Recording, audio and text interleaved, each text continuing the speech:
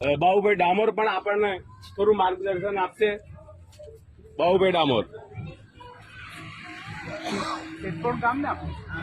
સિટકોણ ગામના બધા નાગરિકોને નમસ્તે.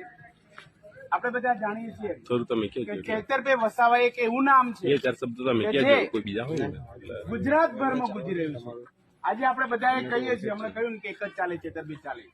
આ એક નારો છે, ગુજરાતભરમાં ગુંજી રહ્યો છે. કેમ ગુંજી રહ્યો છે? એ નામ કેમ પ્રખ્યાત થઈ ગયું? શા માટે થયું? આપણે 182 ધારાસભ્યો છે, બીજાના નામ યાદ છે કોઈને? આપણે અરે સરકાર છે, મુખ્યમંત્રીનું નામ ખબર નથી, મંત્રીનું નામ ખબર છે? ફલાણા દીકરા મોટા મોટા મંત્રી હોય, ગાડી મોટી લઈને આવતા હોય, એમના કોઈના નામ ખબર નથી. એક જ નામ ખબર છે, તે નામ કેમ હતું? આ એક જ વર્ષ થયું ધારાસભ્ય તરીકે, પણ એમણે એવું ધારાસભ્ય બન્યા પછી દિવસ રાત કામ કર્યું.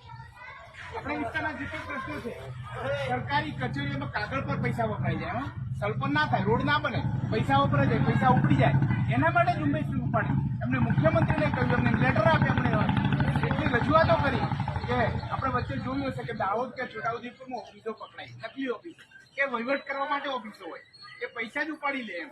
બરાબર? એ છેતરપિંડીના કારણે આપણે જોયું કે આપણે નોકરી ભણ્યા, BA BEd થયા, નોકરી મળે, નોકરી માટે બધી ફીસ પરીક્ષાઓ પાસ કરી, નોકરી નહીં, કાયમી નોકરી નહીં, હંગામી કરાર આધારિત કોન્ટ્રાક્ટ પર નોકરી. એના માટે એમણે આપણે દાંડીથી સાબરમતી યાત્રા કાઢી હતી. છેતરપિંડી અને યુવરાજસિંહ આખી જે ટીમ છે, આખા જે આપણા એસી માળી અને ગાંધીનગર સાબરમતી ગયા હતા, તો 10-12 દિવસની એક એમને રેલી કાઢી હતી અને જાગૃત કર્યા હતા, યુવાનો સાથે રહ્યા હતા.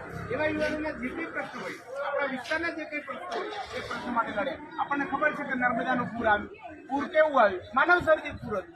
આપણે બધાને ખબર છે, કોઈનો બર્થડે ઉજવવા માટે પાણી રોકી રાખ્યું, એટલે કે એ જન્મ તારીખના દિવસે ઓવરફ્લો કરીએ, પણ ઓવરફ્લો એવું કર્યું કે આપણી બધાની દશા બેસી ગઈ.